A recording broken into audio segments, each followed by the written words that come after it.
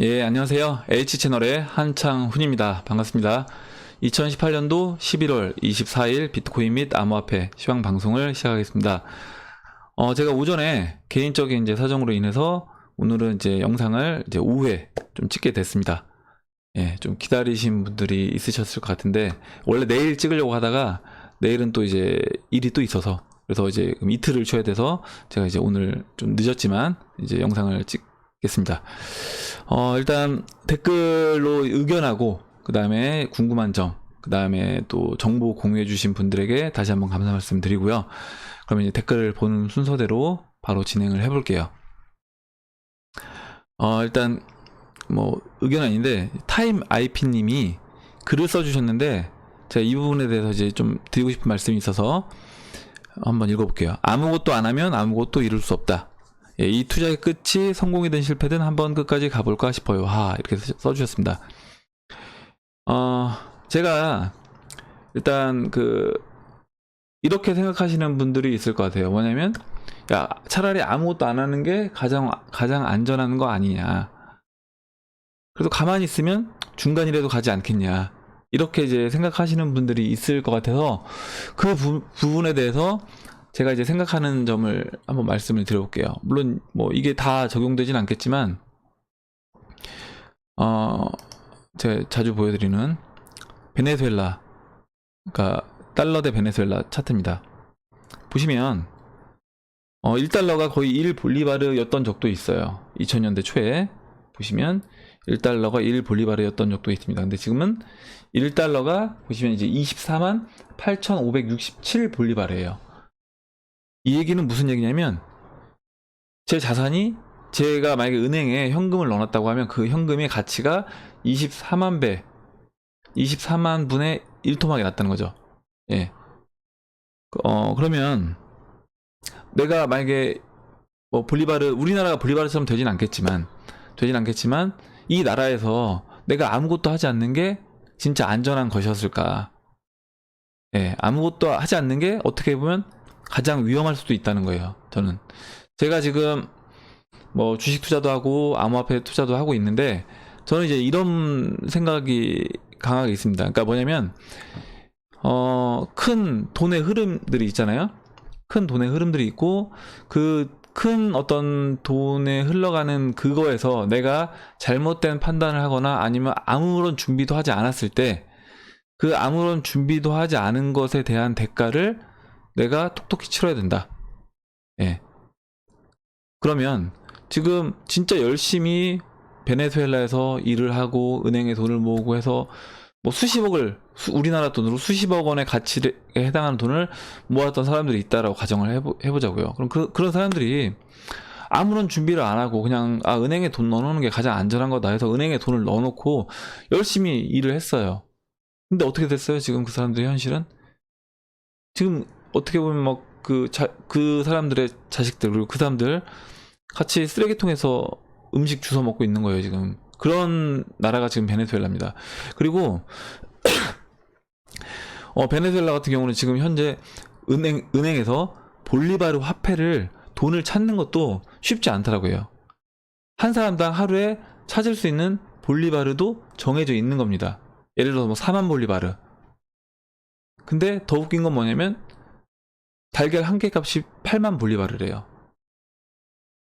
그 얘기 뭐예요? 은행에서 찾을 수 있는 돈은 4만 볼리바르밖에 못 찾는데, 아무리 돈이 많아도. 그 돈도 사실 뭐 거의 돈의 가치가 없는 건데, 근데 달걀 한 개 값이 8만 볼리바르인 거예요. 그러면 어떻게 생활을 할 수 있겠냐고요. 생활 자체가 불가능한 겁니다. 그리고 그런 상황이기 때문에 베네수엘라 같은 경우는 자국민들이 그 국가에서 발행하는 볼리바르 화폐를 믿질 않는 거예요. 아무리 정부에서 이걸 믿어라 해도 믿지 않는 겁니다. 그리고 마찬가지로 베네수엘라에서 이제 페트로 발행을 했잖아요, 얼마 전에. 그리고 페트로를, 자국의 암호화폐 페트로를 제2의 공식 화폐로 인정한다고 밝혔습니다. 나라에서 인정한 거예요. 암호화폐 페트로를 공식 화폐로 인정을 한 겁니다. 예. 이렇게 인정을 했어요. 그리고 다음 주 월요일 베네수엘라는 석유 가격에 근거한 두 번째 회계 단위를 갖게 될 것이다. 이렇게 얘기했습니다. 무슨 얘기냐면 정부에서 어떤 세금이라든가 회계를 할 거 아니에요?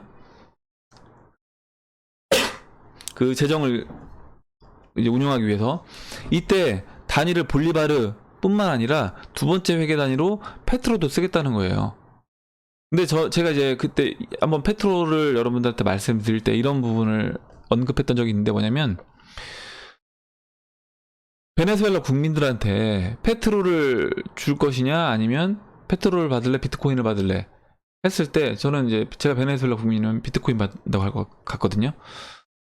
아무리 정부에서 뭐 암호화폐 페트로를 발행을 한다고 하더라도 그 정부 자체를 신뢰하지 못한다고 하면 그거는 의미가 없는 거다. 이게 중앙은행이든 국가든 관계없다는 거예요. 예.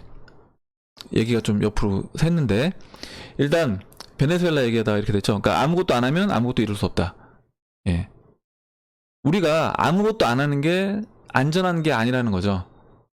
그리고 내가 뭔가를 이루려면 당연히 어떤 행동을 취해야 됩니다. 그래서 그 행동을 취했을 때 그에 대한 보상을 받거나 아니면 뭐 보상을 받지 못한다고 하면 제가 그거에 대가 지불을 해야 되는 거겠죠. 차라리 뭐라도 하는 게 나을 수도 있다는 거예요. 요즘 같은 시대에는 저는. 그리고 지금 시대가 이제 제가 방송 통해, 영상 통해서 진짜 여러 번 말씀을 드렸었는데 지금이 이제 굉장히 어떤 이 전 세계 돈의 흐름, 사이클로 봤을 때 100년에 한 번 오는 그런 시대다. 1920년대에서 30년대 경제 대공황이 있을 때 있은 이후에 이 금리는 거의 제로금리에 이제 가까웠습니다. 제로금리에 가까웠고 경기 침체로 인해 제로금리에 가까웠고 그렇게 하면서 이제 점차적으로 금리를 이제 인상을 해 나갔죠. 그래서 30년대 초부터 80년대까지 금리를 거의 이제 미국 같은 경우 한 18% 가량 금리를 이제 올렸습니다. 예. 보시면 17.5에서 19까지 올렸네요. 19%까지 올렸고요. 그 다음에 80년대를 이제 중심으로 해서 기준으로 해서 그때부터 이제 금리를 계속 인하를 했어요. 인하를 했습니다. 금리를 계속 인하했고 2008년도에 이제 서프라임이 터지면서 제로금리가 됐고 다시 금리를 이제 미국 경제가 어느 정도 뒷받침이 된다라고 판단해서 금리를 인상을 했습니다. 근데 이제 이 금리 인상한 거는 이때 이제 금리 인상을 했던 것들과는 다르다라고 제가 말씀드렸죠.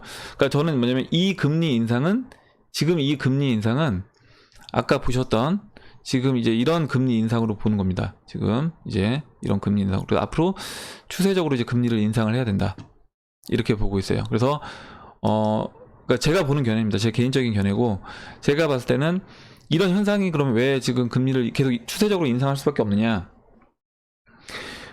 미국의 달러가 8년도까지도 사실 계속 달러는 돈이 풀렸죠. 그러면서 달러 가치는 지속적으로 하락을 했습니다. 돈이 이렇게 풀린 만큼 달러 가치는 지속적으로 하락을 했는데 2008년도에 이제 서브프라임이 터지면서 양적 완화를 이제 3번을 했죠.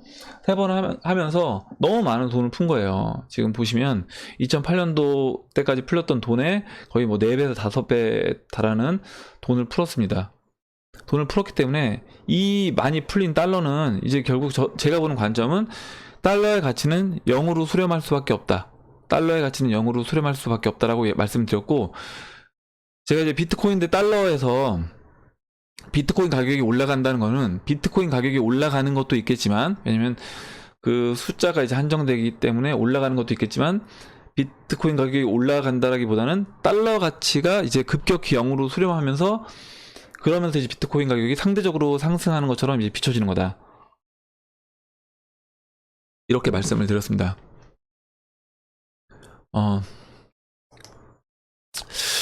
일단 제가 오늘 뭐 이 얘기를 드린 거는 결과적으로 이제 이렇게 많이 풀린 달러의 양 그리고 금리 아까 사이클에서 100년 사이클이 한번 돌았다는 거예요.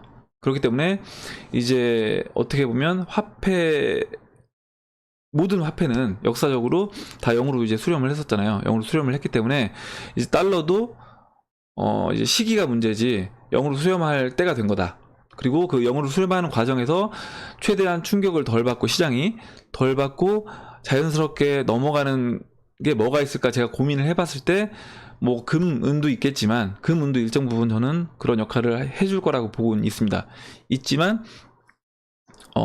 금은이 그 역할을 다 해주기에는 힘들다. 그러면 결과적으로 저는 이제 암호화폐가 이 화폐가 변하는 이 단계에서 어떤 역할을 충분히 저는 해줘야 된다라고 보고 있기 때문에 지금 현재 이제 암호화폐를 투자를 하고 있는 겁니다. 그래서 일단 타임 IP님이 얘기해 주셨던 것처럼 아무것도 안 하면 저는 아무것도 이룰 수 없다. 그래서 뭔가를 지금 제가 하고 있는 거고, 여러분들도 이 방송을 보시고, 사실 이걸 누가 강요하는 건 아니에요. 그러니까 제 영상을 보시고 여러분들이 스스로 판단하시면 되는 거죠. 아, 진짜 H채널 말이 맞을 수도 있겠다. 그래서 내가 뭔가, 물론 제 영상을 보시는 분들은 대부분 이미 이제 암호화폐에 투자를 하고 계시는 분들일 거라고 보는데, 물론 이제 암호화폐를 투자를 할지 말지 이제 고민을 하시는 분들이라고 하면 그런 부분에 대해서는 한번 이제 깊이 있게 한번 생각을 해보시라는 거죠.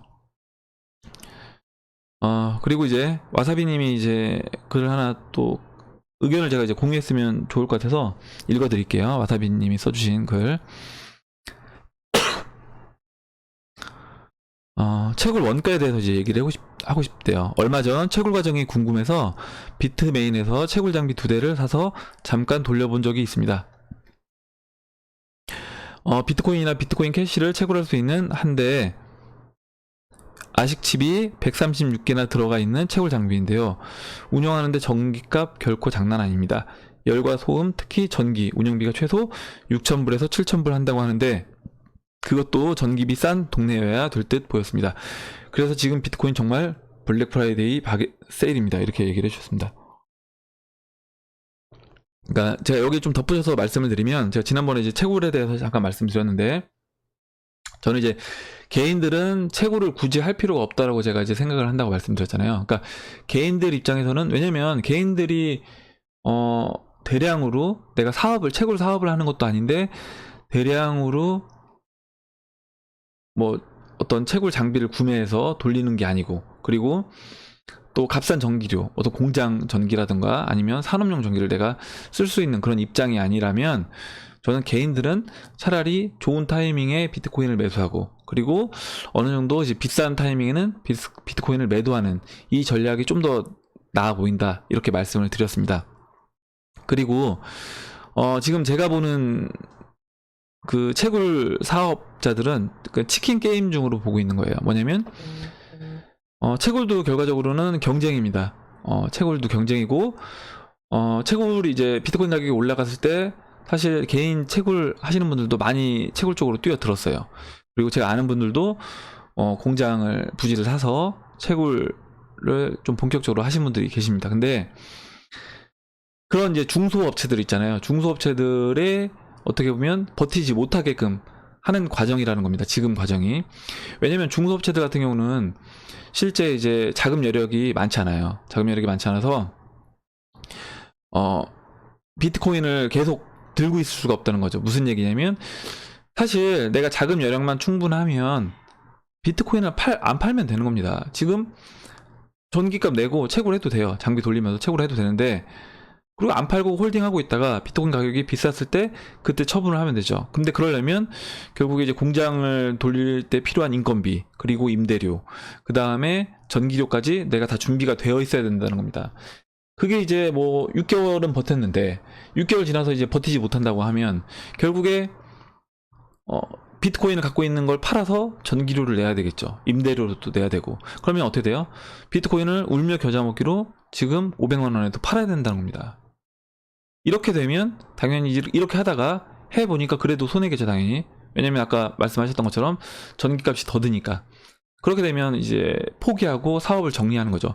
그래서 지금 보시면 얼마 전에 댓글로 써주신 분이 있는데, 지금 암호화폐 그 채굴 장비를 근으로 판답니다. 근으로. 그러니까 무게로 그냥 떨이로 파는 거예요. 그만큼 헐값의 시장에 지금 나오고 있다는 거죠. 이게 결국에 뭐냐면 채굴 사업자들이 치킨 게임을 하고 있는 거고, 자금력이 안 되는 중소 채굴장들을 지금 대형 채굴장, 예를 들어 비트메인이 되겠죠. 이런 채굴장들이 죽이고 있는 거다. 예, 그래서 이게 어느 정도 정리가 되어야지만 다시 이제 시장이 상승할 수도 있는 여지가 있다. 그리고 그렇게 됐을 때는 또 그 비트메인에서 신형 채굴기를 발표를 했잖아요. 신형 채굴기를 판매를 하려면 생각을 해보세요. 지금 신형 채굴기 누가 사겠어요? 아무도 안 삽니다. 오히려 채굴기 갖고 있는 것도 다 팔판인데 누가 이걸 사겠어요? 당연히 사람들이 채굴기를 사게 만들려면 비트코인이라든가 비트코인 캐시, 뭐 이더리움 가격을 올려야겠죠. 예, 올리면 사람들은 지금 이 상황은 또 있고, 야 이제 비트코인 채굴기 사면 뭐 한 6개월만 돌리면 원금 회수하고 돈이 남는다더라 하고 또 다시 채굴 사업에 뛰어들 겁니다. 그럼 그때가 되면 또 코인 가격은 한 차례 또 떨어지겠죠. 이게 저는 이런 순환 사이클을 계속 돌아가는 거다, 이렇게 이제 보고 있습니다. 그래서 이제 자금력이 되는 채굴장들은 채굴과 홀딩을 채굴하고 이제 홀딩을 하고 있는 거죠. 현재 비트코인 팔지 않고 비싸게 됐을 때 팔기 위해서 현재 자신들이 갖고 있는 자금으로 계속 이제 버티고 있는 겁니다. 이렇게 보고 있고, 그리고 이제 또 와사비님이 글 써주신 거에 같이 또 제가 얘기할 부분이 있어서 한번 읽어볼게요. 거래소 계좌가 아닌 지갑들 중에 비트코인 수만 개를 가진 지갑이 있는데 전혀 변동이 없는 것들이 많이 보입니다. 제가 알기로 프라이빗 키를 모르면 그 지갑을 잃은 것이나 마찬가지입니다. 여러 가지 이유로 개인키 분실 혹은 소유자 사망, 그 지갑에 전혀 영원히 접근할 수 없는 고래들 지갑도 있지 않을까요?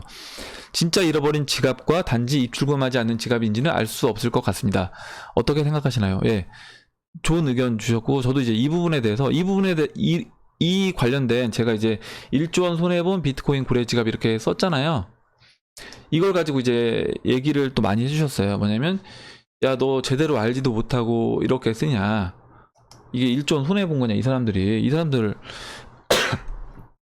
뭐 2011년도부터 지금 보시면 상위 이제 뭐 1위부터 뭐 비트파이넥스, 후오비, 비트스탬프, 비트트랙스 이렇게 거래소들 지갑입니다. 거래소들 지갑이고, 나머지 이제 지갑들은 비트코인을 많이 보유한 지갑들은 보시면 거의 대부분 몇 개 지갑을 빼고 초기에 비트코인을 지금 보시면 갖고 있던 지갑이에요. 지금 이 6위 85,000개 있는 지갑은 최근에 들어온 지갑입니다. 보시면 2018년도 7월 1일에 85,000개를 이제 이 지갑에 넣은 지갑이고요.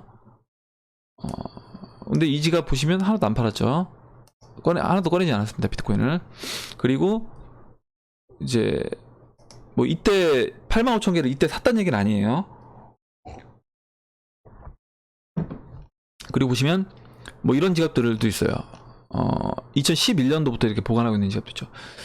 제가 이제 영상에서 말씀드렸던 부분은 뭐냐면, 일단 이 2011년도부터 이 홀딩을 하고 있는, 그러니까 그냥 보유하고 있는 거, 이 지갑에 넣어놓고, 아까 이제 와사비님이 얘기해 주셨던 것처럼 이 지갑의 주인이 이 프라이빗 키를 이미 분실한 걸 수도 있고, 아니면 이렇게 넣어놓고 이제 죽었을 수도 있는 겁니다. 그래서 이거는 영원히 이제 나오지 않을 수도 있겠죠. 다만 이제 이거는 모르겠어요. 그러니까 이런 부분에 대해서 좀 더 정보를 알 수 있는 그런 거를 이제 뭐 확인할 수 있는 걸 알고 계시는 분들이 계시다고 하면 댓글로 남겨주시면 이제 같이 그 부분도 공유를 할 수 있도록 하겠습니다. 제가 말씀드리려고 했던 의도는 뭐였냐면 이거예요. 작년 상승장에 비트코인이 거의 2만 달러를 찍을 때 이 지갑에서 일단은 빠져나온 물량은 없다라는 겁니다. 그리고 제가 이제 1조 원 손해를 봤다는 거는 뭐냐면, 우리 왜 그런 거 많이 얘기를 하잖아요. 주가 폭락했을 때 뭐 이건희 회장 뭐 몇 조 원 증발, 뭐 워렌 버핏 자산 뭐 10조 증발, 이런 얘기 이제 여러분들 기사로 보셨죠. 근데 그 사람들이 그렇게 했다고 해서 그 주식을 파나요? 안 팔잖아요. 그러니까 제가 드리고 싶었던 얘기가 뭐냐면, 이렇게 우리보다 훨씬 많은 사이즈의 비트코인을 갖고 있는 지갑도 비트코인을 팔진 않았다. 잠깐만요. 죄송합니다. 창문을 열어놨더니 찬바람이 들어와서 지금 계속 기침이 나와서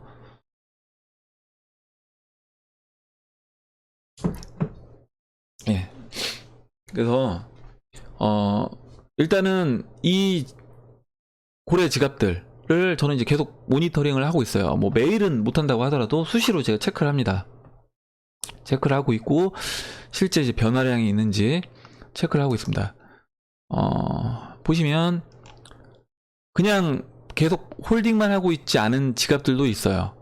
예, 보시면 이렇게 매수했다가 다시 매수했다가 이번에 빠지면서 하락하기 전에 한번 또 한 차례 팔았죠. 이렇게 11월 13일날 4,000개를 매도를 한 이런 지갑도 있습니다. 그러니까 이 지갑은 제가 계속 말씀드렸던 지갑인데 항상 먼저 움직여요. 항상 15일날 저희가 급락했는데 13일날 그 전전날인가 판 거예요. 그러니까 빼낸 거죠. 지갑에서 빼냈으니까 당연히 거래소로 옮겨서 뭔가 이제 매도를 했거나 했겠죠. 이렇게 좀 뭔가 한 템포 빠르게 움직이는 지갑들도 있습니다.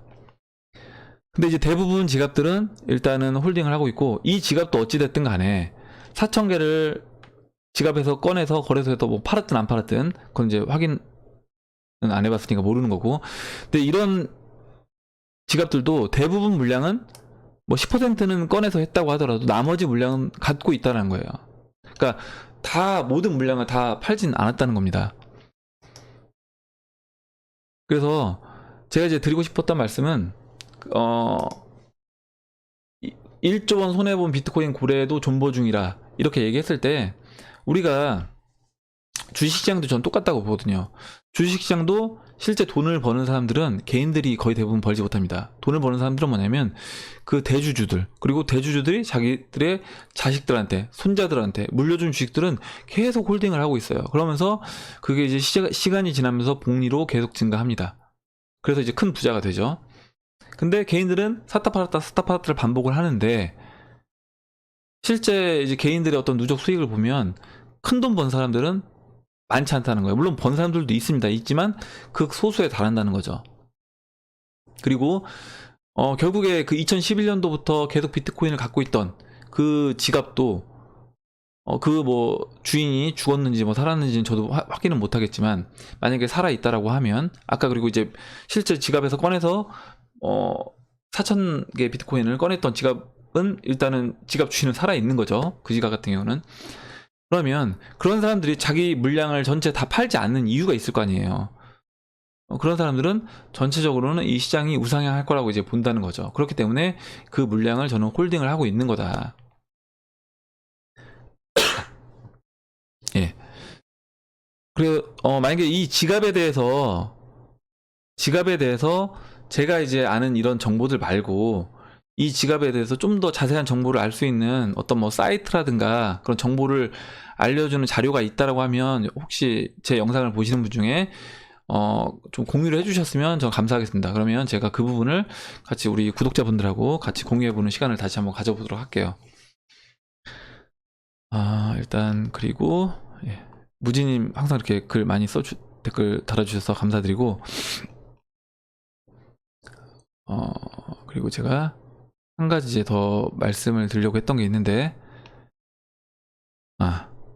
예, 여기 6831 슈퍼님이 글을 써주셨어요. 스테이블 코인은 이체 수수료가 저렴한데 변동성 심한 코인을, 리플을 사서 전송할 이유가 있을까요? 리플만큼 빠르고 수수료 저렴한 스테이블 코인이 나온다면 리플은 어떻게 되나요? 그럼 리플은 전송용이 아니라 그럼 그냥 비트코인 같이 자산용으로 봐야 하는 게 맞나요? 리플 투자자로서 불안하네요. 이렇게 써주셨습니다. 예, 일단 제가 이제 아까 이야기했던 부분 중에 일정 부분 이 내용에 대한 답도 포함이 되어 있습니다. 무슨 얘기냐면 지금 우리가 그러니까 일단 스테이블 코인은 몇 가지 뭐 여러 가지 스타일이 있을 수 있는데, 일단 지금 가장 많이 나온 게 달러에 이제 패깅된 스테이블 코인이죠. 그러면 결국에 스테이블 코인의 발행량은 달러의 발행량만큼 발행이 될 수 있다는 겁니다. 왜냐면 만약에 그 스테이블 코인을 발행하는 발행 주체가 발행량을 한정하지 않는다고 하면 달러가 들어오면 들어오는 족족 어떻게 보면 스테이블 코인은 발행이 되겠죠. 예, 그러면 한번 보여드릴게요. 지금 보시면 세 개에 있는 돈에 돈은 이제 28조 달러입니다. 28조 달러. 그리고 50조 달러는 이제 은행 뱅크머니예요. 그러면 28조 달러와 이 50조 달러 이렇게 시중에 풀린 돈이 이렇게 있어요. 이 28조 달러가 물론 다 들어오진 않겠지만 이 중에서 10%만 이 암호화폐 시장으로 들어와서 그러면 2.8조 달러가 되겠죠. 2.8조 달러. 28조 달러가 아니라 2.8조 달러. 예. 그러면 거의 이제 2,800조 정도 되는 겁니다. 그러니까 1달러가 1,000원이라고 했을 때 일단 이 베이스머니만 2,800조, 뱅크머니까지 하면 이제 어마어마한 양이고요. 그러면 보세요. 리플은 발행 개수가 얼마? 1,000억 개입니다. 1,000억 개. 리플은 보시면 발행 개수가 억, 10억, 100억, 1,000억 개예요. 1,000억 개고 일단 현재 유통 공급량은 400억 개, 403억 개, 403억 개입니다. 이렇게 되면 일단 이거예요. 뭐냐면 아까 리플하고 이제 스테이블 코인 얘기를 해주셨잖아요. 그러니까 제가 보는 그냥 제 개인적인 견해입니다. 스테이블 코인은 어찌됐든 달러를 패깅했고 달러의 발행량은 지금 보셨던 것처럼 실제 베이스머니와 뱅크머니가 저렇게 되어 있습니다. 28조 달러와 50조 달러. 그리고 리플은 1,000억 개죠. 예, 그러면 제가 이제 투자로서 어떤 가치가 있다라고 했을 때 베네수엘라가 왜 이렇게 화폐 가치가 급격히 떨어졌을까? 베네수엘라의 화폐 가치가 이렇게 떨어진 이유는 무엇일까?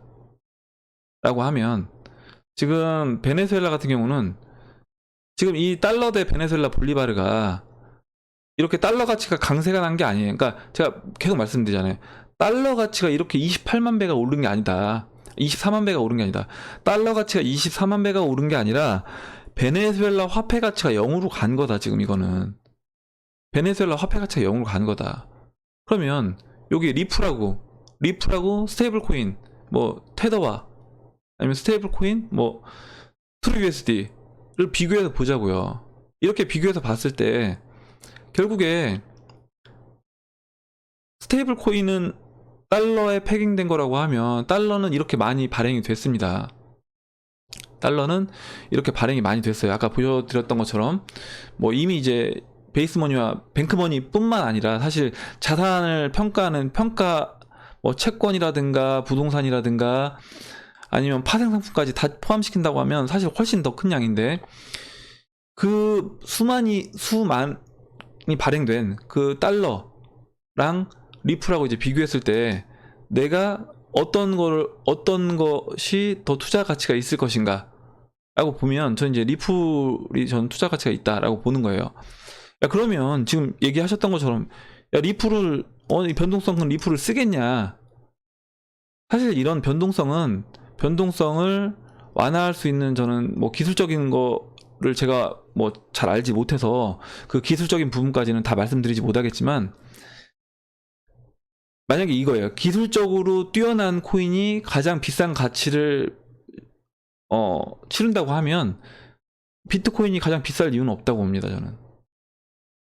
왜냐면 지금 앞으로 계속 나오는 코인들은 이전에 나왔던 코인들의 단점들을 보완하고 그래서 용량도 크게 하고 속도도 빨리 하고 이렇게 점점 더 개선돼서 나가고 있죠. 왜냐면 기술 개발이 계속 이루어지고 있으니까요. 그러면 비트코인은 어떻게 보면 가치 평가를 했을 때 쓸모 없어야 되는 겁니다. 그리고 지금 비트코인이 이 가격에 있으면 안 되겠죠. 당연히 가장 빠르고 가장 전송 속도도 빠르고 많은 양을 처리할 수 있는 그 코인이 가장 비싼 값에 있어야 된다고 봅니다. 시총도 마찬가지고. 근데 그렇지 않다라는 거예요. 결국에 뭐냐면 그 생태계, 그 네트워크 안에 있는 사람들이 이거의 가치 평가를 매기는 거다. 아까 제가 베네수엘라 말씀드렸던 이유도 사실 그 부분이에요. 베네수엘라 국민들은 베네수엘라에서 국가에서 인정하는 볼리바르, 국가에서 발행한 페트로를 더 인정하지 않는다는 거죠. 그 네트워크 안에 있는 사람들은 볼리바르를 믿지 않는다는 겁니다. 그렇기 때문에 지금 이 리플 투자자로서 불안하시다고 하면 저는 사실 투자는 그렇게 봐요. 뭐냐면 내가 일단 확신이 있어야 됩니다. 내가 어떤 거에 투자를 할 때 투자에서 성공을 하려면 먼저 가장 필요한 요소는 뭐냐면 내가 그 투자하는 투자 상품에 대해서, 투자 상품이든 뭐 그 금융 상품이든 화폐든 그것에 대해서 내가 스스로 확신이 있어야 돼요. 확신이 있어야 되고, 그리고 두 번째는 뭐냐면 자금이 여유가 있어야 됩니다. 만약에 내가 확신을 해요. 확신하는데 이 확신하는데 돈을 레버리지 써서 투자를 했어요. 아니면 내가 생활비도 없이 다 그냥 몰빵해서 넣었어요. 대출을 풀로 받아서. 근데 당장 3개월 뒤에 됐더니 생활비가 없는 거예요. 이자 낼 돈도 없어요. 그럼 어떻게 돼요? 나는 이거에 확신을 해요. 리플에 확신을 하지만 어쩔 수 없이 저는 팔아야 되는 겁니다. 리플 가격 지금 400원인데 나 원래 10만 원에 팔려고 했는데, 그럼 결과적으로 내가 투자에 성공하기 위해서는 뭐냐면, 일단 이 투자 상품에 대해서 여러분들이 확신을 가지셔야 되고, 그리고 확신 플러스 자금적으로도 여유가 있으셔야 된다는 거예요. 그러면 누가 뭐라고 해도 문제 될 게 없는 거예요. 그러니까 주변에 항상, 그리고 이런 거 부분에서 시장에서 이런 잡음들이 많이 나올 때 있잖아요. 이거 망한다더라. 야, 리플 이거 성공할 수 있느냐. 뭐 은행에서 이거 누가 쓰겠냐. 이렇게 얘기하는 사람들 많이 있을 겁니다. 비트코인도 마찬가지예요. 비트코인 비관론자들 많이 있습니다. 많이 있는데, 그런 사람들의 의견도 그 사람들 의견인 거예요. 그럼 그 사람들 당연히 그런 생각을 갖고 있기 때문에 이 시장에 뛰어들지 않겠죠. 그리고 저는 이 시장에 뛰어들었습니다. 여러분들도 거의 제 영상을 보시는 대부분의 여러분들도 아마 이 암호화폐 시장에 투자를 하고 계실 거예요. 근데 여기서 이제 선택을 하는 거죠. 제가 어제 방송에서 말씀드렸던 것 같은데, 선택을 하는 겁니다. 뭐냐면 내가 이 시장에 확신하면 나는 투자를 하고 내가 여유가 있어요. 자금으로. 그러면 그냥 버티면 되는 거예요. 언제까지? 내가 원하는 가격이 왔을 때까지. 그리고 충분히 시장에서 이제 평가를 받고, 이 정도면 내가 원하는 가격이 됐다라고 했을 때 매도하면 되는 겁니다. 그리고 지금 이 가격, 싼 가격에서 뭐 이거 망한다더라, 뭐 리플 누가 사냐 이렇게 얘기하는 분들 있잖아요. 비트코인도 마찬가지고 이더리움도 마찬가지입니다. 지금 왜냐면 가격이 다 떨어져 있기 때문에, 이 가격이 떨어져 있을 때는 사람들이 확신을 갖지 못해요. 오히려 올라갔을 때, 가격이 올라갈 때는 확신을 갖는데 가격이 떨어졌을 때는 확신을 갖지 못합니다. 근데 가격이 떨어졌어도 내가 이 시장에 대해서 확신을 갖는다고 하고 여유가 있다라고 하면 그냥 쭉 가져가시면 되는 거예요. 그럼 그거에 대한 보상을 받는 거겠죠. 나중에 시간이 지났을 때. 그래서 저는 뭐 이런 부분에 대해서, 그러니까 제 개인적인 생각을 말씀드리는 겁니다. 스테이블 코인이 더 빠르고 저렴한 스테이블 코인이 나는 좋아 보인다라고 하면, 결국 제가 말했잖아요. 스테이블 코인은 그냥 달러예요. 달러기 때문에, 달러에 패킹된 스테이블 코인은 달러기 때문에 그냥 달러를 사시면 되는 겁니다. 스테이블 코인을 갖고 계시면 되는 거예요. 그리고 나는 아니다, 난 리플이 난 것 같다 라면 리플을 사시면 되는 거죠. 예. 그래서 이런 지금 불안함이 느껴지시는 거는, 제가 봤을 때 만약에 리플이 여기서 계속 주구장창 막 올라가기 시작해요. 이제 1,000원, 2,000원, 3,000원, 4,000원. 그럼 아마 불안해하지 않으실 거라고 봅니다, 저는. 근데 계속 가격이 500원 넘었다가도 떨어졌다가 또 600원 가는 것 같다가도 떨어졌다, 이렇게 흔들고 하니까, 그리고 주변에서 사람들이 안 좋은 얘기가 이제 들리니까 불안해 하실 수 있는 거죠. 그리고 만약에 6831님이 그 리플을 얼마큼 갖고 계신지는 제가 모르겠는데, 그 갖고 계신 양이 좀 많아서 불안하다고 하면 저는 그거는 어느 정도 내가 그 양을 줄여야 된다라고 봅니다. 그러니까 내가, 투자자가 두 다리 뻗고 못 자고, 포지션으로 인해서 두 다리 뻗고 못 자고 스트레스 받고 한다고 하면 그건 이제 포지션이 과하다고 보는 거예요. 저는 심리적으로 내가 포지션이 과하기 때문에 이거는 불안함을 느끼는 겁니다. 그러면 뭐예요? 당연히 포지션을 정리를 해야 되는 거죠. 일정 부분 불안하지 않을 만큼 정리를 해야 되는 겁니다. 예, 그렇게 말씀을 드릴게요. 그래서 뭐 이체 수수료가 저렴하고 빠르다 이런 거는, 저는 그러면 앞으로 이런 이체 수수료 빠르고 저렴한 것들은 계속 나올 건데, 그럼 그런 것들이 나올 때마다 그 새로 나오는 그런 스테이블 코인이라든가 아니면 다른 어떤 리플을 대체할 만한 좀 더 빠른 어떤 코인들이 나왔을 때 그 코인이 시총 상위가 될 것이냐, 전 그건 아니라고 본다는 거죠. 그 코인이면 코인, 그 화폐면 화폐를 믿는 그 네트워크 안에 있는 사람들이 가치 부여를 하는 거다. 예, 이렇게 이것으로 이제 답을 대신하겠습니다.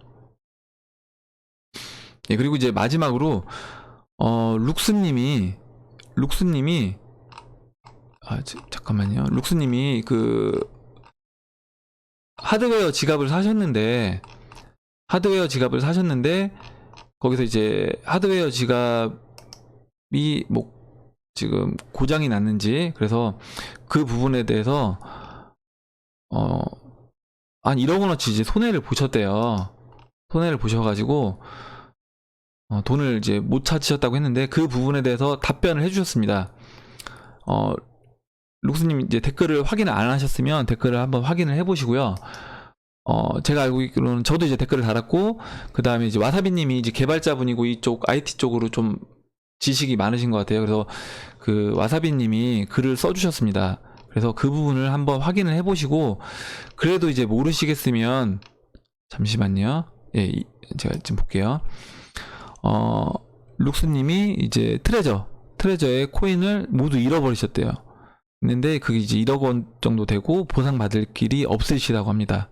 없으시다고 하는데, 지금 이제 여기 저도 이제 글을 썼는데, 그 와사비님이 글을 써주셨어요. 그래서 혹시 이걸 안 보셨으면 꼭 읽어보시길 바라고, 저도 지금 보시면 저 같은 경우는 이제 이거 나노레저를 쓰고 있어요. 이거를 전 2개를 해서 쓰고 있거든요. 2개를 해서 쓰고 있어요. 2개를 쓰고 있는데, 어제도 저 연결해서 이제 이제 이더를 왔다 갔다 이렇게 이더랑 비트를 이제 전송하고 했는데, 여기 얘기하셨던 것처럼 나노레저도 마찬가지로 그 24개 영어 키워드가 나와요. 그럼 그걸 기록을 해놓으면, 제가 그 나노레저 지갑을 이게 만약에 하드웨어적으로 뭔가 이게 파괴됐다고 하더라도 다시 공기계를 사서, 새 기계를 사서 다시 그 24개 단어만 보관을 해놓으면 됩니다. 그리고 이 24개 단어를 보관해 놓으실 때 요령이 있어요. 뭐냐면 그냥 24개 단어를 그냥 적지 마시고, 그 24개 단어에다가 예를 들어서 그 24개 단어까지 유출이 되면 여러분들이 또 이것도 키가 분실되면 이 부분에 대해서 아는 사람이 공기계를 사서 여러분들 자산을 뺏어갈 수 있잖아요. 빼갈 수 있기 때문에 한 가지 팁을 드리자고 하면, 그 24개 단어에서 그 적으실 때 예를 들어서 뭐 한 줄 정도를 한 줄이나 2줄 정도를 여러분이 임의적으로 랜덤하게 새로운 단어를 적습니다. 그리고 그 단어만 여러분들이 기억을 해 놓으시면 되는 거예요. 그러면 이제 그 단어는 가짜 단어가 되는 거죠. 그래서 한 번 더 이제 그 24개에다가 뭐 추가적으로 한 4개나 8개의 단어를 더 입력을 넣어서 여러분들이 이걸 다시 한번 암호화 시키는 겁니다. 암호화 시키는 거고, 대신 그렇게 해놓고 여러분 가까운 지인, 그러니까 여러분의 가족들이겠죠. 가족들이라든가 꼭 이거를 알아야 되는 사람들한테 그걸 이제 알려주셔야 되는 겁니다. 그래서 나중에 혹시 그 24개 단어 영어 키워드 이것까지 분실했을 때 도난 당하지 않기 위해서는 한 번에 또 암호화 작업을 할 수도 있다. 그렇게 이제 보관해 놓으시면 좀 더 안전하게 이제 보관하는 방법이 되겠습니다. 예, 룩스님 한번 그래서 이거 읽어보시고 다시 한번 확인을 해보시면 좋을 것 같아요. 예, 그럼 일단 이상으로 댓글에 대한 답변을 마치도록 하겠습니다. 댓글로 이제 의견하고, 그리고 질문, 그 다음에 정보 공유해 주신 분들, 오늘 와사비님이 좋은 정보랑 이제 의견 많이 달아주셔서 다시 한번 이제 감사 말씀드리고, 또 다른 분들도 이제 제가 다 소개시켜 드리진 못하지만 감사하다는 말씀을 꼭 드리겠습니다. 그리고 이제 마지막으로 제가 오늘은 이제 차트만 보고, 오늘은 이제 시간 관계상 제가 뉴스는 빼고요, 차트만 이제 보도록 할게요.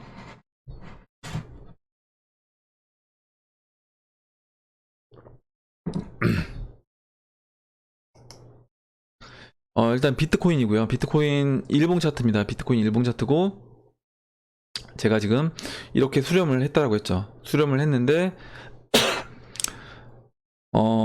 비트코인 보시면 2017년도 한 해 동안 발산을 했죠. 발산을 하고 2018년도 거의 한 해 동안 수렴을 했습니다. 수렴을 했는데, 수렴 끝자락에서 지금 저는 이제 위로 발산할 거라고 말씀드렸잖아요. 위로 발산할 거라고 말씀드렸는데 역으로 지금 아래로 빠졌죠. 아래로 빠졌습니다. 아래로 빠졌는데, 야 그럼 아래로 쭉 발산을 하는 거냐? 아래로 발산해서 뭐 영원으로 간다라고 하면 이렇게 아래로 계속 지금 위로 발산했던 것처럼 아래로 발산한다라고 하면 그럼 0원으로 가겠죠. 예. 하지만 저는 이제 제가 말씀드리지만 저는 그렇게 이 시장이 흘러갈 거라고 보지 않는다.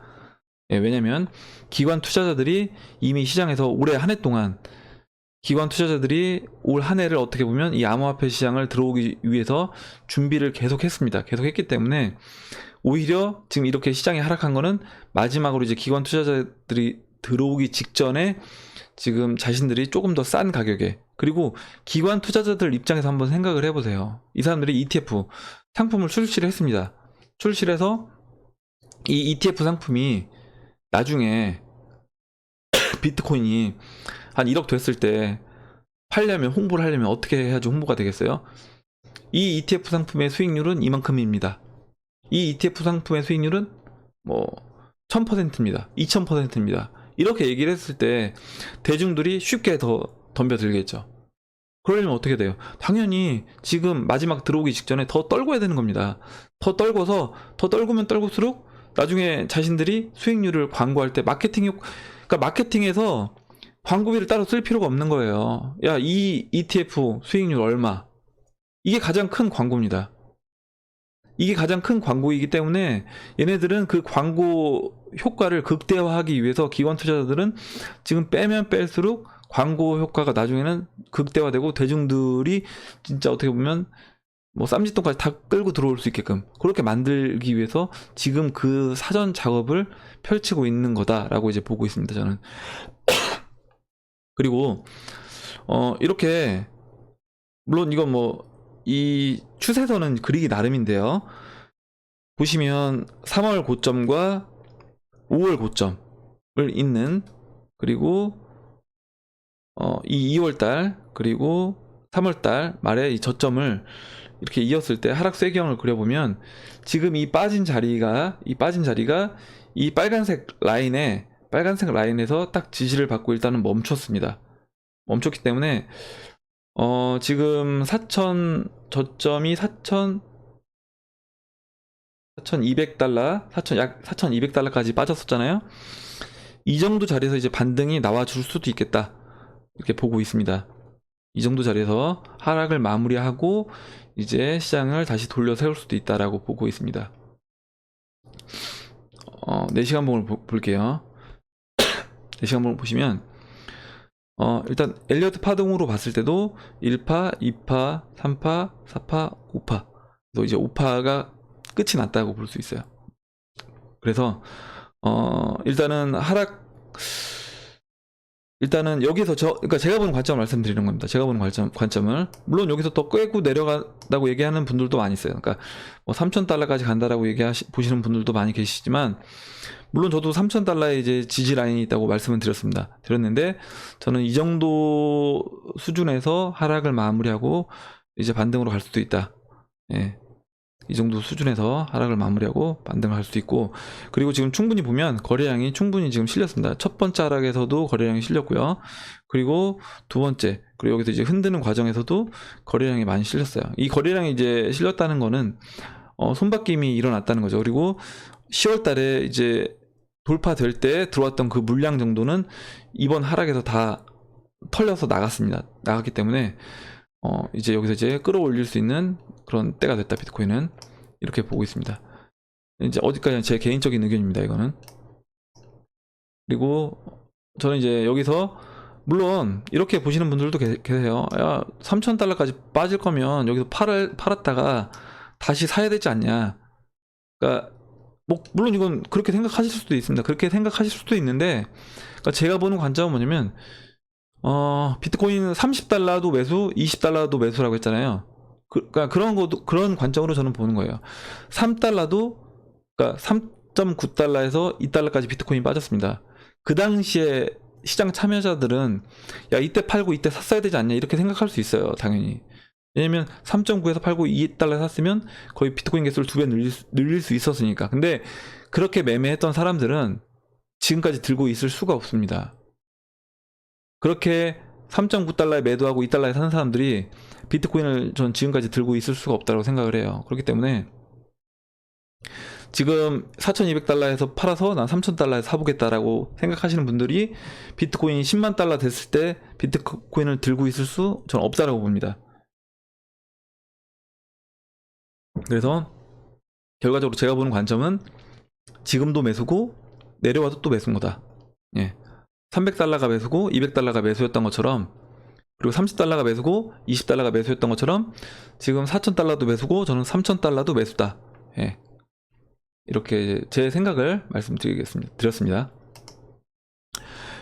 스텔라 루멘을 볼게요. 빨리 보도록 하겠습니다. 제가 또 약속이 있어가지고. 스텔라 루멘은 일단 지금 보시면 일봉 차트인데요. BTC 시장에서 일봉 차트인데 일단 돌파했던 사토시 가격으로 4,370 라인은 일단은 지금 이탈됐습니다. 그리고 일봉에서 15일 이평선도 깨고 내려왔어요. 깨고 내려왔는데, 다만 이제 긍정적인 건 뭐냐면 여기 보시면 지금 갈색이 120일 이평선이고 검정색이 이제 200일 이평선입니다. 그래서 지금 지금 이제 갈색, 잠시만요, 죄송합니다.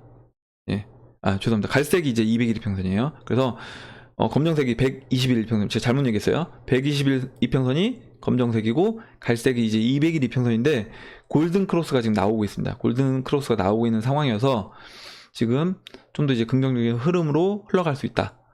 긍정적인 흐름으로 흘러갈 수 있다. 이때는 보시면 이때도 골든 크로스가 나왔어요. 이때 7월 28일도 스텔라 루멘은 골든 크로스가 나왔습니다. 근데 이때는 골든 크로스가 나왔지만 장기 이평선이 이 스텔라 루멘의 가격이 이 장기 이평선 밑에 있었기 때문에 이때는 바로 올라갈 수가 없던 상황이었다. 근데 지금은 스텔라 루멘이 가격이 지금 이제 15일 이평선은 깼지만 다 정배열로 이제 이 120일 이평선이 골든 크로스가 나면서 모든 이평선들이 이제 정배열이 되는 상황이기 때문에 이제 스텔라 루멘은 15일 이평선을 깼음에도 저는 올라갈 수 있는 여지가 있다라고 이제 보고 있습니다. 넘어갈게요. 리플 볼게요. 리플은 지금 이 상단 박스 9,000 사토시 가격으로 9,350을 돌파하고 일단 어제 복 마감은 일단 다행히도 장중에는 깼지만 복 마감 자체는 박스 위에서 끝냈고 오늘도 지금 박스에서 계속 지지를 받고 바닥에서 이제 지지를 받고 있는 그런 모습인데요. 일단은 리플 걱정하시는 분들이 많더라고요. 이게 원화로 이렇게 떨어지는데 괜찮냐. 근데 이거예요. 뭐냐면 저는 이제 BTC 시장을 본다고 말씀드리는 건 뭐냐면 이겁니다. 리플이 BTC 시장에서만 깨지지 않고 상승을 해줘서 제가 만약에 BTC 시장에서 고점에서 이제 리플을 매도를 해서 비트코인으로 바꿔주면 그때 원화 가격으로 지금 이 가격보다 오르지 않았다고 하더라도 저는 비트코인 개수를 늘린 것이기 때문에 비트코인이 최종적으로 나중에 제가 원하는 가격인 뭐 1억 원 이상 올라가주면 그때 리플은 그만큼 다 보상을 받는다는 거죠. 무슨 얘기냐면 비트코인 시장에서 올라간 거 곱하기 비트코인이 달러 시장, 원화 시장에서 올라간 거, 그 수익을 다 받을 수 있다. 그래서 BTC 시장에서 올라가는 알트코인들을 볼 때 BTC 시장에서 올라가는 게 왜 중요한지 이 부분을 이해를 하셔야 됩니다, 여러분들이. 나는 무조건 원화 시장에서 올라가는 게 좋은데 이게 아니라 BTC 시장에서 올라가면 이건 나중에 비트코인 가격이 올라가면 다 보상을 받는 것이기 때문에 그 부분에서 그런 관점으로 저는 보고 있다. 물론 나는 비트코인 개수 늘리는 게 중요한 게 아니다. 나는 원화 가격에서 무조건 원화 가격으로 올라야 된다라고 하면 사실 제가 설명드리는 부분은 좀 이해가 안 되실 수도 있어요. 마지막으로 이제 간단하게 에이다를 이제 설명을 무진님이 한번 해달라고 해서 제가 에이다를 볼게요. 에이다 BTC 시장에서 일단 에이다가 이렇게 잠시만요. 차트가 내려왔는데 이렇게 죄송합니다.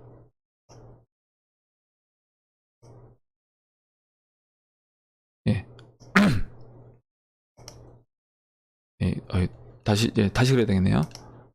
지금 채널이 찍혀 있어서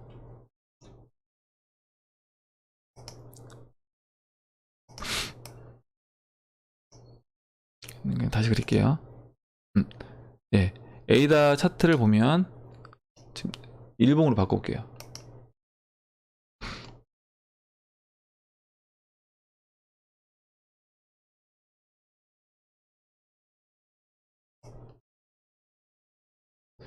지금 보시면 이번 이제 이번 하락의 이제 추세선을 제가 그려보겠습니다. 그러면 이번 이제 이렇게 하락을 했죠. 하락을 하고 계속 맞고 떨어지고 하다가 돌파를 했습니다. 돌파를 했고, 돌파한 후에, 예, 여기서 돌파를 했죠. 돌파한 후에 지금 다시 에이다 같은 경우는 삼각 수렴을 거쳤어요. 삼각 수렴을 거쳤는데 지금 삼각 수렴에서 아래로 지금 이탈이 됐습니다. 보시면 삼각 수렴을 하다가 이렇게 삼각 수렴을 하다가 아래로 이탈이 되고 반등이 나왔지만 이 돌파한 것처럼 보였는데요. 이때 바로 이제 음봉 맞고 떨어졌죠. 음봉 맞고 떨어지면서 다시 눌러진 상태입니다. 그래서 지금 제가 BTC 차트를 에이다를 보니까 에이다를 갖고 계신 분들이 굉장히 이제 스트레스를 많이 받으실 것 같아요. 뭐냐면 일단 지금 원화 가격에서도 비트코인 떨어졌잖아요. 떨어진 거 플러스 에이다는 또 BTC 시장에서도 이렇게 떨어졌습니다. 그러니까 완전 리플이라든가 스텔라 루멘하고는 거의 반대로 움직였죠. 그렇기 때문에 굉장히 이제 스트레스를 받을 수 있는데 야, 이러다 에이다 진짜 망하는 거 아니냐 이렇게 생각하실 수 있어요. 하실 수 있는데 일단 에이다 보시면 9월달 저점은 훼손하지 않았습니다. 현재 9월달 저점은 훼손하지 않았어요. 훼손하진 않았어요. 예, 예, 딱 터치하고 이제 올라갔죠. 그리고 지금 현재 위치가 작년 보시면 BTC 시장에서 작년 11월 말 12월 초 상승 에이다 하기 직전 가격에 대비해서 보시면 이때는 사토시 가격으로 300이었어요. 근데 지금은 이제 사토시 가격으로 985입니다. 그래서 작년 12월 말 기준으로 에이다는 일단 그래도 사토시 기준으로 3배 오른 거다. 3배 오른 거다. 지금 비트코인 캐시는 작년 11월 기준으로 딱 바닥인 거라고 제가 말씀드렸잖아요.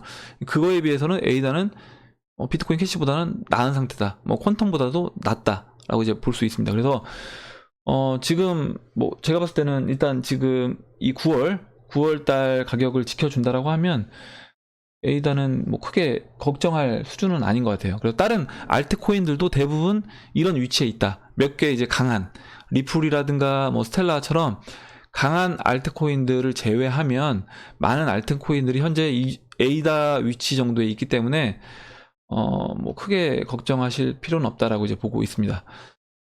예, 그럼 이상으로 2018년도 11월 24일 비트코인 및 암호화폐 시황 방송을 마치도록 하겠습니다.